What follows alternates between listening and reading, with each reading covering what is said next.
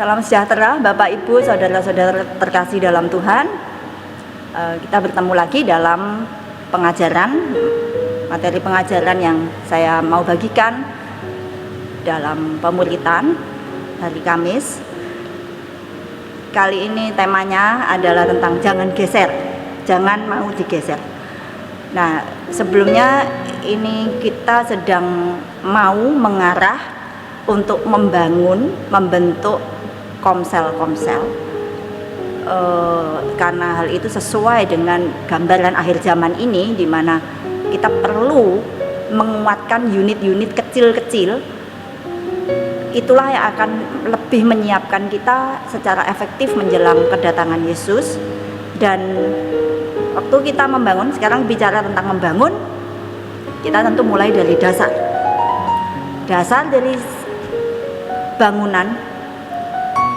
Itu yang akan kita lihat sore ini, dan disitulah dianjurkan oleh Alkitab bahwa kita jangan mau digeser dari dasar yang benar, yaitu anugerah. Topik kegemaran saya mungkin anugerah, tapi saya rasa itu yang memang masih diperlukan untuk saat-saat atau tahapan ini. Sebenarnya ada beberapa hal yang saya ingin ajak kita semua soroti, karena ada dalam beberapa hal itu kita tanpa tersadar kita itu bergeser dari apa yang dikatakan Alkitab tentang hal itu. Nah, ini salah satunya anugerah yang kita bahas sore ini, tapi juga ada hal-hal lain yang mungkin kita akan kita bahas pada video-video yang akan datang. Sore ini kita akan menyoroti soal anugerah. Kita buka dulu dalam 1 Korintus pasal 3 ayat 11. 1 Korintus 3 ayat 11. Kita mulai ayat 10 dulu. Sesuai dengan kasih karunia Allah yang dianugerahkan kepadaku, aku sebagai seorang ahli bangunan yang cakap telah meletakkan dasar, dan orang lain membangun terus di atasnya. Tetapi tiap-tiap orang harus memperhatikan bagaimana ia harus membangun di atasnya, karena tidak ada seorang pun yang dapat meletakkan dasar lain daripada dasar yang telah diletakkan, yaitu Yesus Kristus. Saudara, ini Paulus yang bilang dia itu seorang pembangun. Kita membangun, kita memang juga semua orang diharapkan menjadi seorang pembangun, membangun diri sendiri, membangun orang lain, dan membangun komunitas lingkup yang lebih besar, sampai berkontribusi untuk membangun dan mengubahkan kota ini. Terus kita tadi berkata untuk itu semua kita sedang membentuk atau membangun komsel, tapi jangan lupakan dasar. Dikatakan di sini oleh Paulus, bangunan apapun yang kita kerjakan di dalam pekerjaan Tuhan, dasarnya harus ini. Tidak ada dasar lain yang bisa diletakkan selain dari Yesus Kristus. Kita hubungkan dengan Efesus pasal 3 ayat 17. Sehingga oleh imanmu Kristus diam di dalam hatimu, dan kamu berakar serta berdasar di dalam kasih. Jadi dua hal ini kita hubungkan. Yang satunya bilang dasarnya adalah Yesus Kristus, yang ini dasarnya kasih. Nah, ini kita dalam konteks ini kita bikin sama lah. Yesus itu wujud paling nyata dari kasih Allah, yaitu di dalam penyalipannya. Itulah wujud yang paling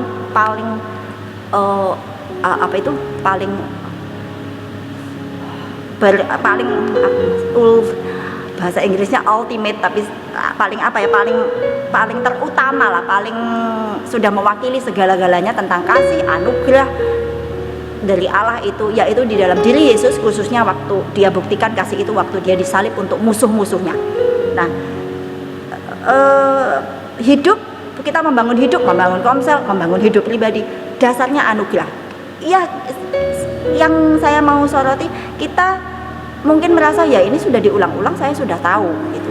Tetapi secara tidak disadari, waktu kita bicara, juga waktu kita bertindak dalam keseharian hidup ini, ada hal-hal yang menunjukkan atau mengindikasikan kita melakukan itu atau kita bicara itu tidak berdasarkan anugerah.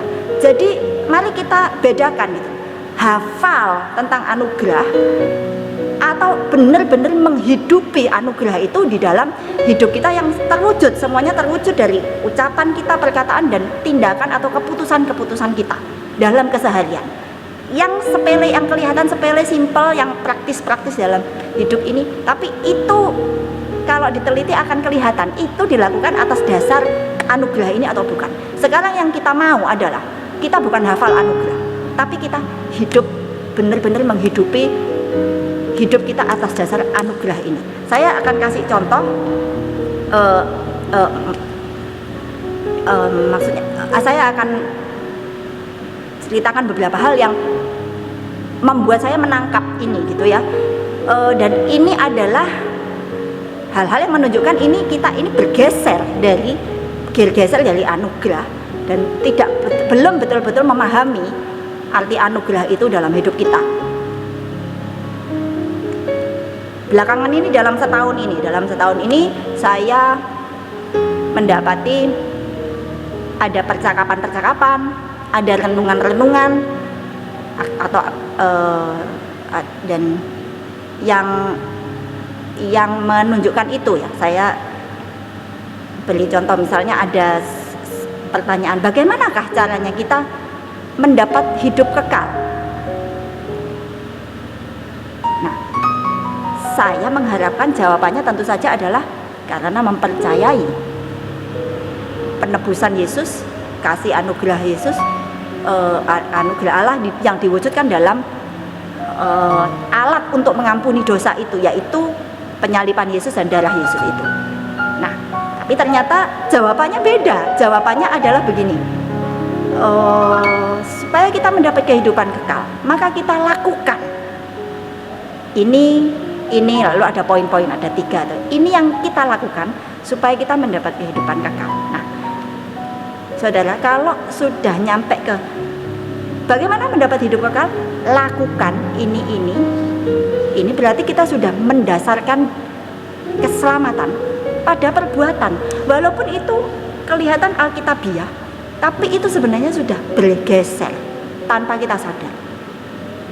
Lakukan A, B, C, maka kamu akan selamat. Nah, kalau kita betul-betul mengklaim bahwa kita berdiri atas anugerah dan bukan atas dasar usaha dan pekerjaan perbuatan manusia, kita tidak akan ngomong begitu. Contoh lain, di suatu persekutuan doa ada yang bilang, ini waktu itu membahas tentang mimpi. Ayo kita bermimpi. Contoh bermimpi, contohnya mimpi itu bukan sesuatu yang hanya dikatakan mimpi ini, tapi harus diusahakan supaya melangkah ke sana gitu. Tentu itu betul. Tapi yang dijadikan contoh sayangnya adalah misalnya kita mimpi masuk surga. Bagaimanakah langkah-langkah cara kita masuk surga? Gitu lagi. Langkah-langkah yang kita perlu lakukan A, B, C. Waduh, saya bilang, kalau mau ke surga lakukan ini. Loh, berarti buat lalu untuk apakah Yesus itu disalib? Berarti tidak ada gunanya. Terus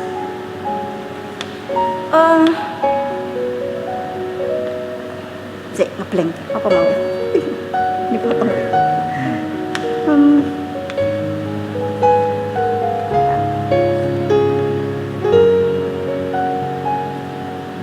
Oh ya, karena saudara, surga itu bukan sesuatu yang diimpikan menjadi mimpi. Mimpi itu berarti belum tercapai. Sedangkan Alkitab bilang kita ini sudah ada di tempat tinggi. Sudah itu sekarang. Berarti itu bukan lagi mimpi. Kalau kita masih mimpi ke surga dan kita harus mau berusaha langkah bagaimana mencapainya, itu namanya bergeser. Saya paham bahwa ya maksudnya apa ya? Maksud saya tidak begitu, mungkin begitu. Tapi kita harus mengakui bahwa ucapan-ucapan yang seperti itu justru mengindikasikan keadaan hati kita sebenarnya bahwa kita belum paham. Karena kalau kita betul-betul paham, benar-benar kita tidak akan mengucap seperti itu.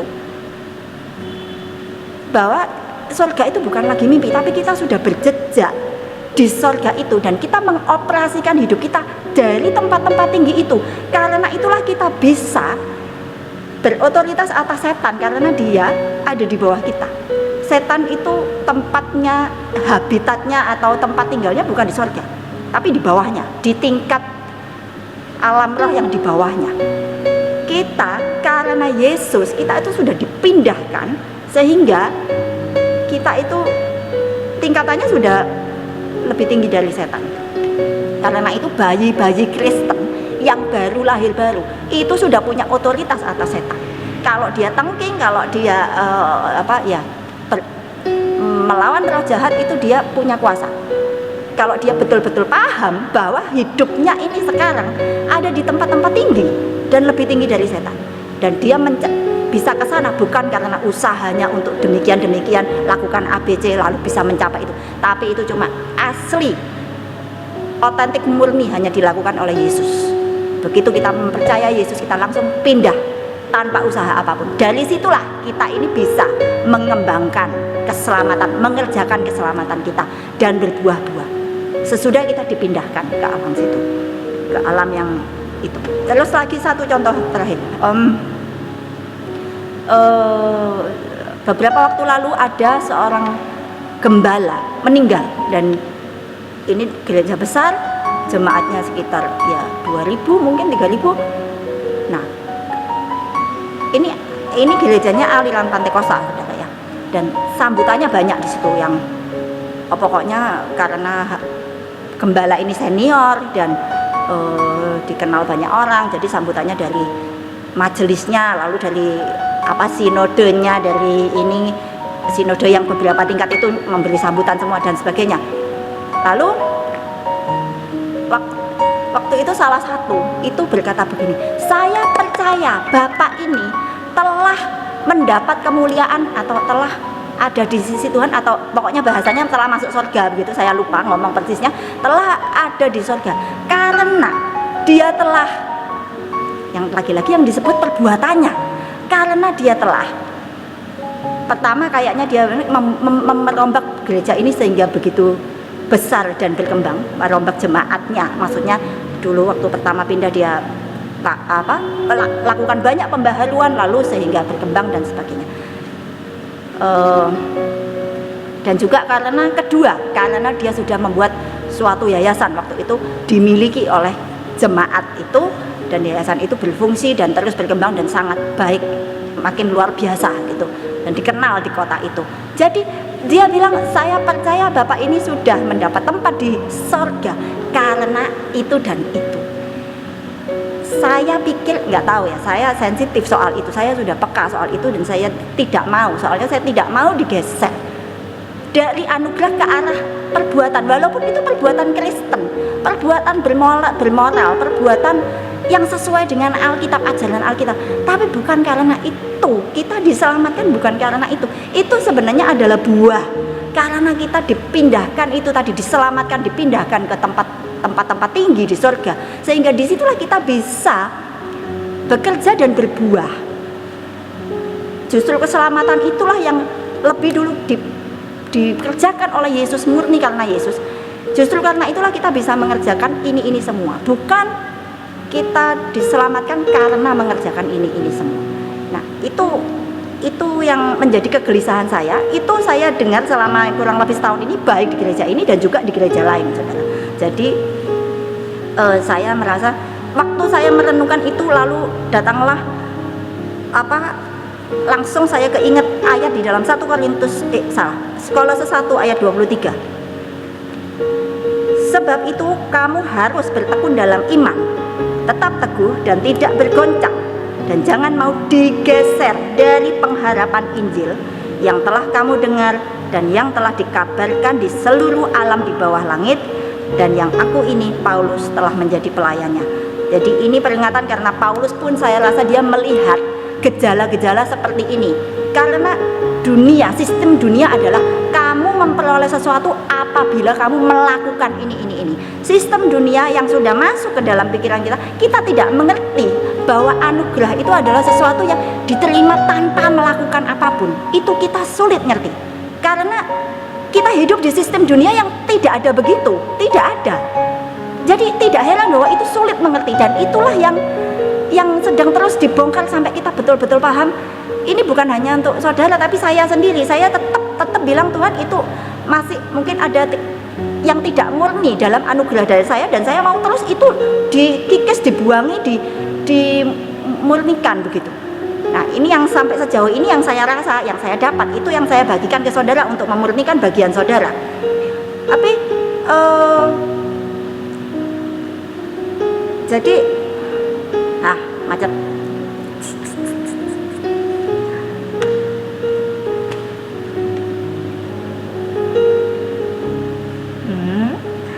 Paulus ini tidak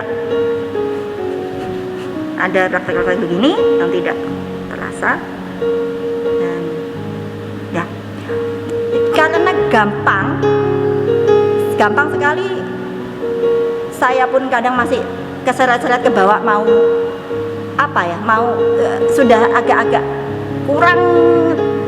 berkurang teguhnya atas dasar anugerah itu. Kadang-kadang saya juga ada rasa seperti itu, tapi begitu mengenali, saya balik lagi dan saya betul-betul deklarasikan, saya hanya berdiri atas dasar perbuatan karya Yesus Kristus, bukan saya.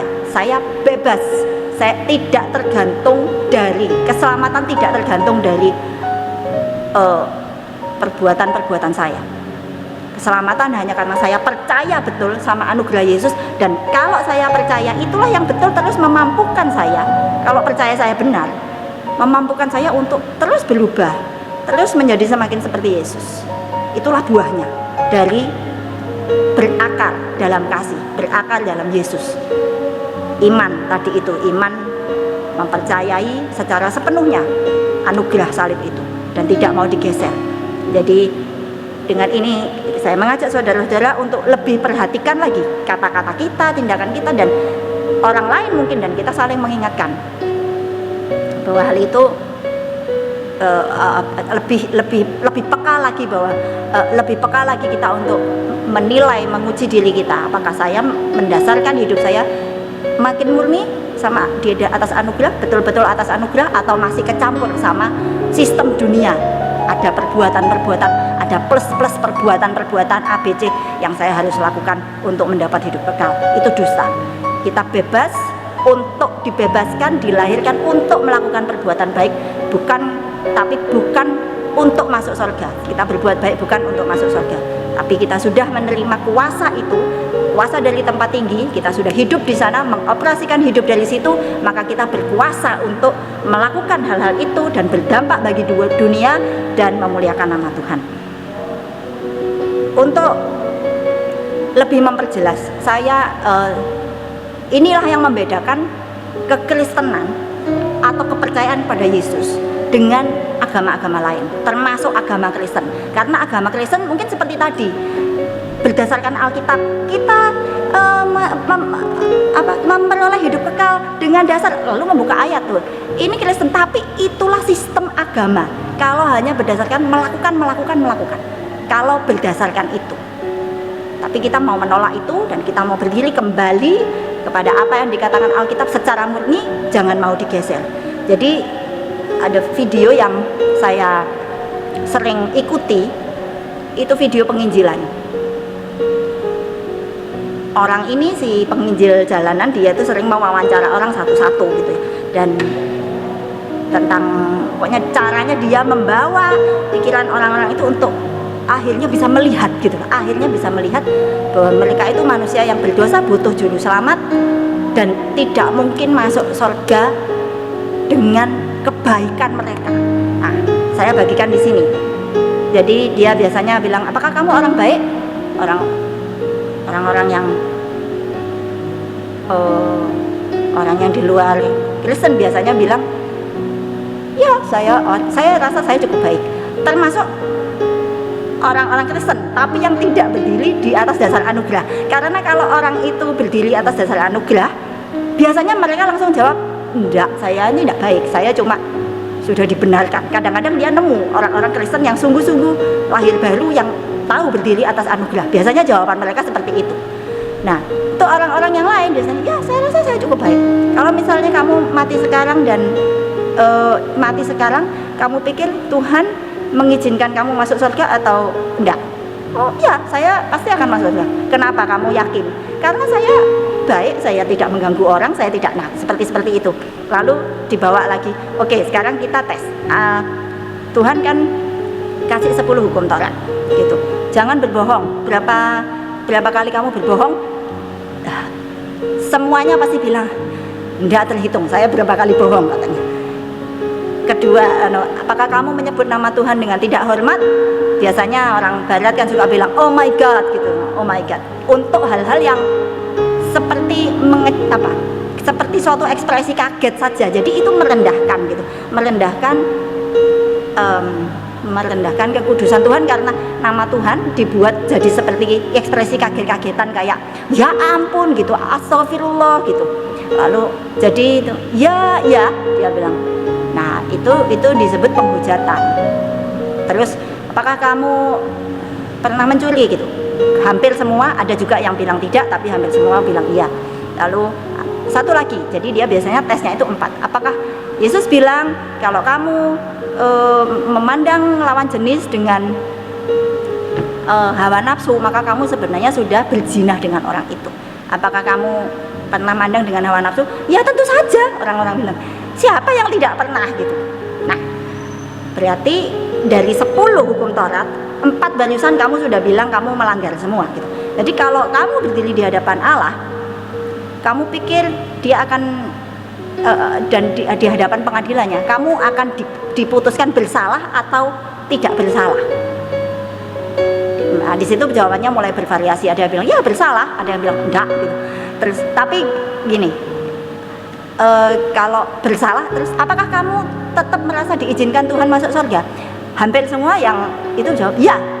Karena apa? Ya karena aku orang baik gitu. Dan karena Allah pengampun, dia tetap pegangannya itu gitu.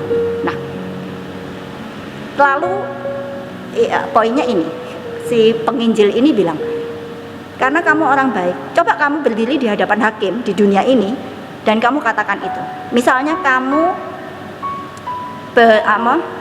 melakukan kejahatan yang memang pantas mendapat hukuman mati, misalnya memperkosa 3 cewek lalu memutilasi, ya ini contoh paling ekstrim, sehingga karena perbuatan itu dia pantas mendapatkan hukuman mati. Seperti itulah kan dosa. Dosa adalah upah maut, kematian. Upah dosa adalah maut. Upah dari perbuatan dosa itu kematian. Upah itu berarti sesuatu yang kamu kerjakan karena apa yang kamu kerjakan itu kamu pantas mendapat hukuman mati. Inilah gajimu, upahmu gitu loh. Upahmu karena melakukan ini. Jadi kamu pantas mendapat hukuman mati karena kejahatan itu tadi. Lalu kamu menolak dan bilang, Pak Hakim, tapi kan saya ini orang baik. Saya kemarin nolongin nenek-nenek nyebrang jalan. Saya kemarin membeli minum kepada bapak tukang sapu mungkin dan sebagainya. Coba katakan itu sama hakim. Gimana hakimnya? Ya hakim bilang ya tidak ada hubungannya. Dia tertawa. Loh ya apa hubungannya sama ini? Kamu baik itu bagus, kamu lakukan kebaikan bagus. Tapi ini di mana keadilan kalau korban-korban demikian, keluarganya sudah demikian dan kamu dibiarkan enak-enak? Di mana keadilannya? Nah, jadi saudara, perbuatan baik kita tidak bisa dijadikan untuk nebus atau nutupi atau mengkompensasi atau membayar utang gitu istilahnya. Untuk itu semua urusan sendiri-sendiri. Kejahatan-kejahatan kita semua harus diurusi dan diberlakukan nilai-nilai keadilan atasnya. Tapi kebaikan-kebaikan kita juga bukan tidak dihargai, tapi itu hitungan lain. Tapi di hadapan Tuhan, begitu ada satu titik saja dosa dan itu, dia sudah tidak bisa menerima masalahnya dan tidak ada seorang pun bisa hidup seperti itu. Jadi disitulah kita butuh bukan perbuatan baik, bukan bagaimana saya membangun saat teduh saya itu yang akan membuat saya suci, itu yang akan menghapuskan dosa-dosa saya. Bukan, karena dosa setitik sekecil apapun sampai dosa besar, semua hanya alat penghapusnya adalah darah Yesus itu yang dikerjakan oleh Yesus, dan tidak ada jasa kita sedikit pun di situ. Tidak ada apa kebanggaan kita di situ. Semuanya sudah dikerjakan sempurna oleh Yesus. Itu yang kita pegang. Jadi kalau saya di surga, lalu saya misalnya ditanya, apa yang membuat kamu merasa diizinkan masuk surga? Saya ingin dari saat sekarang sampai saya berdiri di hadapan pengadilan Tuhan, saya akan jawab, karena orang ini gara-gara Yesus saja aku bisa nyampe di sini dengan selamat dan tidak dihukum di neraka. Bukan karena saya sudah membuat perubahan itu saya sudah memperbaiki Yayasan Immanuel misalnya. Saya belum berprestasi apa-apa juga di situ. Tapi kalau toh nanti berprestasi dan menjadi sesuatu yang indah dan menggemparkan Situbondo dan dunia atau apa, itu tetap bukan menjadi dasar saya untuk mendapatkan keselamatan atau hidup kekal, karena justru saya bisa melakukan hal-hal besar itu karena sudah lebih dulu diselamatkan, lebih dulu dibawa ke tempat-tempat tinggi untuk memerintah, untuk bekerja dan berbuah dari situ. Terbalik, saudara. Juga si penginjil yang sama ini, dia juga sering memberi ilustrasi seperti ini. Kita kalau misalnya kamu ada di pesawat ini mau akan kecelakaan, kamu diberi parasut, segera setiap penumpang diberi parasut satu-satu. Kamu bilang, oh tidak perlu, saya ini atlet, saya ini orang kuat, saya bisa lari selama lari cepat 100 meter beberapa detik, 1 detik atau bagaimana, atau saya itu cukup kuat dan jadi saya tidak perlu parasut, saya akan baik-baik saja tanpa parasut. Saya juga seorang perenang yang berenang berkilo-kilometer dengan kecepatan sekian misalnya. Bisakah saudara?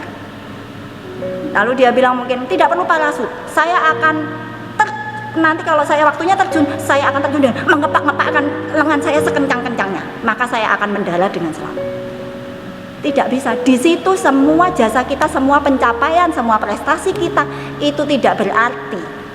Tidak berarti, itu hanya di alam yang sama, tapi dari ketinggian yang berbeda, dari ketinggian yang sangat jauh. Bayangkan kalau kita lompat dari alam ini ke alam lain, itu yang di alam yang sama saja itu tidak bisa dipakai. Kepandaian, amal-amal perbuatan, nama besar kita, reputasi dan jasa-jasa kita di suatu apapun tidak bisa dipakai, tidak pakai dan tidak akan menyelamatkan. Yang menyelamatkan adalah kalau kita pakai parasut itu dan kita selamat. Enggak, parasut itu tidak peduli orang baik, orang jahat, sama anugerah juga. Di dalam anugerah, keburukan, kejahatan, kebejatan, kebusukan kita sebesar apapun itu tidak pakai, tenggelam di dalam anugerah.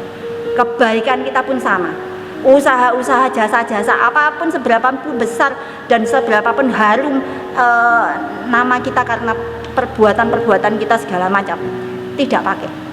Di dalam anugerah, yang paling buruk, yang paling berdosa, yang paling busuk diampuni, dan yang paling perbuatan-perbuatan yang paling mulia itu tenggelam juga, tidak berarti. Nah, seperti yang saya bilang tadi, bukannya hal itu tidak diperhitungkan, tapi perhitungan lain. Tapi yang membuat kita sampai ke surga itu loh, itu dulu. Itu adalah murni anugerah, murni pengorbanan Yesus. Tidak ada jasa kita di situ. Lalu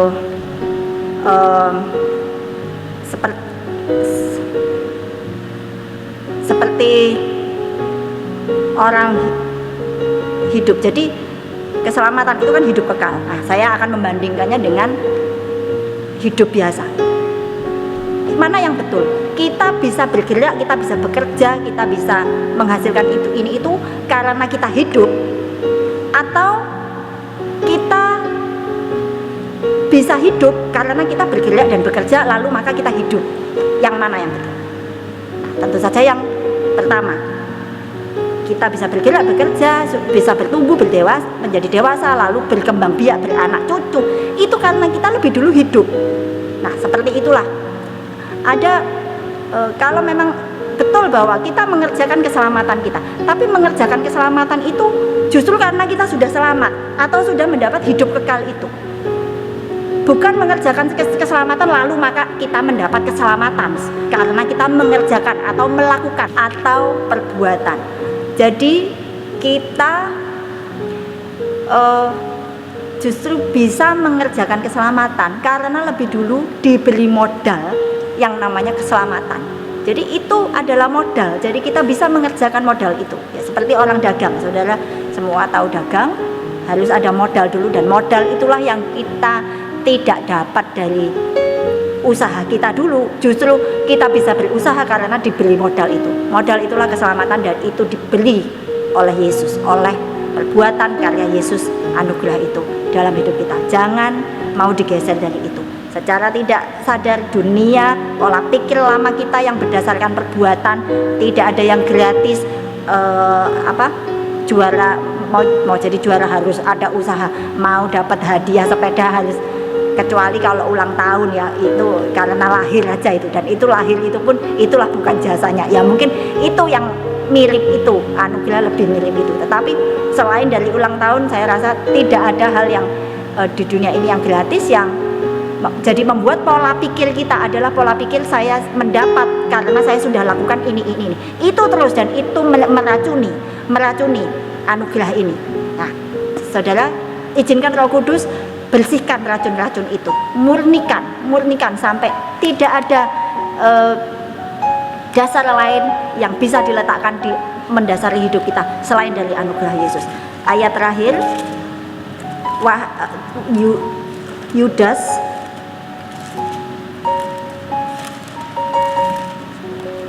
pasal 1 ayat 20. Akan tetapi saudara-saudaraku yang kekasih, bangunlah dirimu sendiri di atas dasar imanmu yang paling suci atau paling murni, dan berdoalah dalam Roh Kudus. Imanmu yang paling murni, paling suci, paling tidak tercampur dengan sistem dunia atau apapun. Ya, ini adalah pekerjaan Roh Kudus. Kita tidak bisa. Roh Kudus yang akan membukakan kalau ada ketidakmurnian dalam kita, termasuk lewat kata-kata seperti contoh-contoh tadi itu. Lewat kata-kata izinkan itu dipakai Roh Kudus untuk menyadarkan, oh ini artinya saya belum murni di dalam hati saya, karena apa yang meluap dari bibir itu dari hati. Prinsip firman Tuhan, kita percaya itu, dan itulah yang terjadi. Kalau kita sampai pemahaman betul, itu tidak akan keluar kata-kata seperti itu gitu. Jadi izinkan Roh Kudus membukakan itu kepada kita, supaya kita mengizinkan, oh ternyata aku masih belum murni. Kita minta tolong Roh Kudus murnikan saya di sini, sehingga betul-betul bangunan kita tidak tergoncangkan. Kalau yang lain di dunia ini tergoncang, kita tidak, karena kita berdiri di atas batu penjuru Yesus Kristus yang kekal, yang tidak bisa ditambah, dikurangi, tidak bisa digeser, tidak bisa digoncang, tidak bisa dipatahkan atau dirobohkan oleh apapun juga. Sekian firman Tuhan. Terima kasih, Tuhan memberkati.